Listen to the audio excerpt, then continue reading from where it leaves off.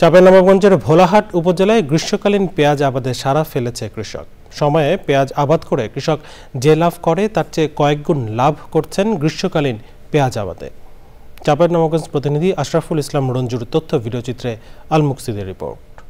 পেঁয়াজের ঘাটতি ও বাজারে অতিরিক্ত মূল্যের সময়ে নাসিক রেড এবং 53 জাতের পেঁয়াজ আবাদ হয় অক্টোবর থেকে জানুয়ারি মাস পর্যন্ত।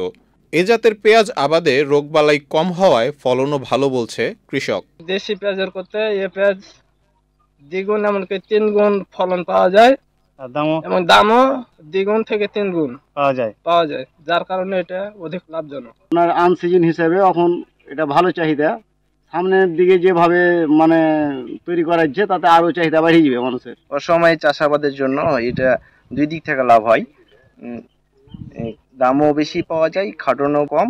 গ্রীষ্মকালীন পেঁয়াজ আবাদের ফলে এ সময় পেঁয়াজের ঘাটতি মেটাতে এই জাতের পেঁয়াজ চাষ করা হচ্ছে বলছেন কৃষি বিভাগ। অক্টোবর, নভেম্বর, ডিসেম্বর এই সময় হারভেস্ট সংগ্রহ করতে পারবো এবং এটা বাজারজাত করতে পারবো। সবচেয়ে বড় বিষয় যে আমরা যে জাতটি ব্যবহার করছি এটার ফলন আপনি যদি সঠিক পরিচর্যা করতে পারেন বিঘা প্রতি 200 মণ পর্যন্ত ফলন হওয়ার সুযোগ আছে। আর এই সময় পেঁয়াজের দামও বেশি। গত বছর ভোলারহাট উপজেলায় গ্রীষ্মকালীন পেঁয়াজ আবাদ হয়েছিল 250 বিঘা জমিতে, যা এবছর বেড়ে দাঁড়িয়েছে 400 বিঘাতে। আল মুকসিদ, চ্যানেল আই।